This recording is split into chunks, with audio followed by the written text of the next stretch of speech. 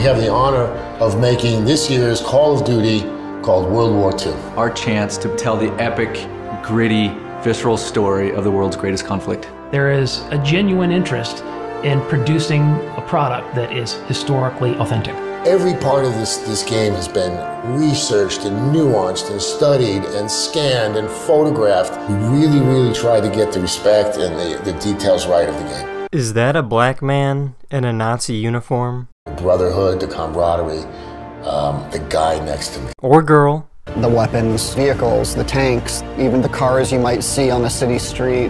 The level of detail is just phenomenal. The developers wanted to make this game 100% historically accurate, and they did exactly that. For instance, here's a colorized photo of some black Nazi general with some white guy. I don't know who he is, but this is an old colorized photo from like 1930 something. So, alright, I just want to quickly address probably the biggest #1 complaint with Call of Duty World War II right now.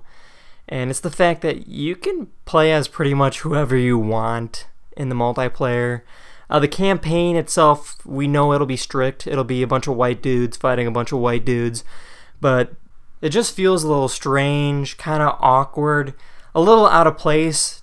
Just the fact that they put such a strong emphasis on historical accuracy of this game. And then they go, yeah, you can be a black female Nazi if you want, no big deal. Like, there's nothing hypocritical about that whatsoever. There's a lot of gamers out there that are kind of confused like me, just trying to figure out why the developers thought it would be a good idea to have this in the game. And there's also a lot of people that think that we're just being sexist or racist because we would even think of not having the ability to play as whoever you want in a World War II game. There are a lot of people out there that think exactly like this. Like this guy says, why is this even being discussed? Well, the guy at the bottom says, because there is still a sizable group of gamers sunk nose deep in misogyny who love to use realism as a reason to exclude women in video games. I would love to agree with this guy, but gamers love playing as women in games that are appropriate for having women in it. In Black Ops 3, my favorite character was a female.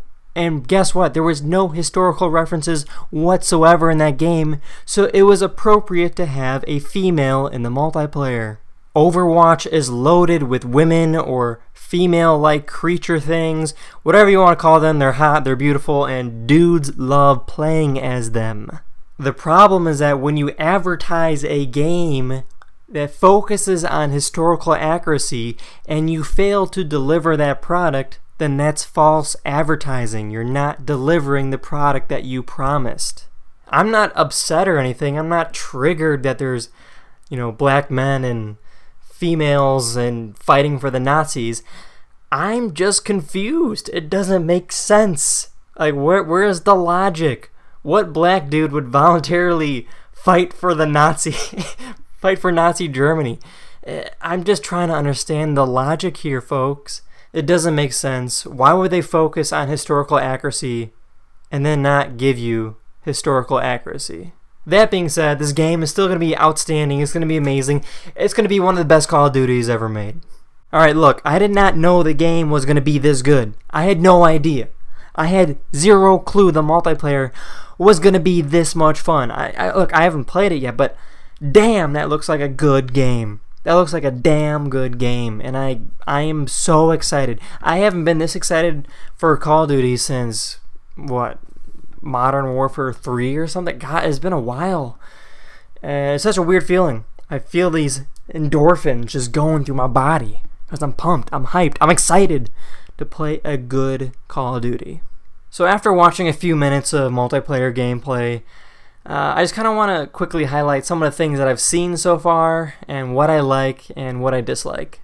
This gameplay you're watching on your screen right now, I thought this was Black Ops 1. I thought this was World at War because it looks so similar. The shades of color, the detail, the rubble. It kind of looks like the map Cracked from Black Ops 1, just a little bit, just a tiny bit. That's the first thing that popped in my head. I'm like, whoa, is this a DLC just for, Cracked from Black Ops 1?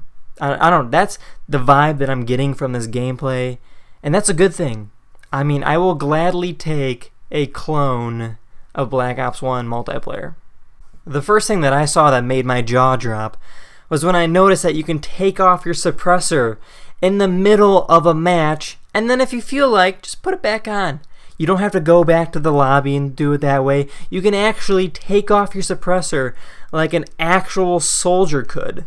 In real life, in an actual battle, just in the middle of your match, you can swap out whether you want to have your suppressor on or not. Another thing that I noticed right away is when you aim down the sights with your sniper rifle, the sides of the screen become black because you're actually closing one of your eyes to aim down the sights, like in real life. I think that's really smart, genius. We've seen it in some other games before, but it's the first time we've really ever seen it in a Call of Duty game. Now this is really cool. When you get a kill streak and you want to mark it, you just whip out your ancient old map and mark it that way, using your compass and your radio and your Pythagorean theorem to mark exactly where you want it to go. Anyways, those are some of the things I wanted to talk about today. Some of the things that I liked, some of the things that I disliked, and some of the things that I was just a little confused about Call of Duty World War II. But I can get more in depth when the game actually comes out. I can give my full opinion about the game then. But until then, I'm excited, I'm pumped. It's going to be a great game. So don't let something like having a black eye as a Nazi ruin the experience for you. It's still going to be a great game. You probably won't even notice it when you're playing. Sit back, relax, and enjoy, because you're about to get your money's worth. Hopefully you guys enjoyed this video. Hopefully it made your day a little better and a little brighter. And I'll see you guys later. NOSAJ out.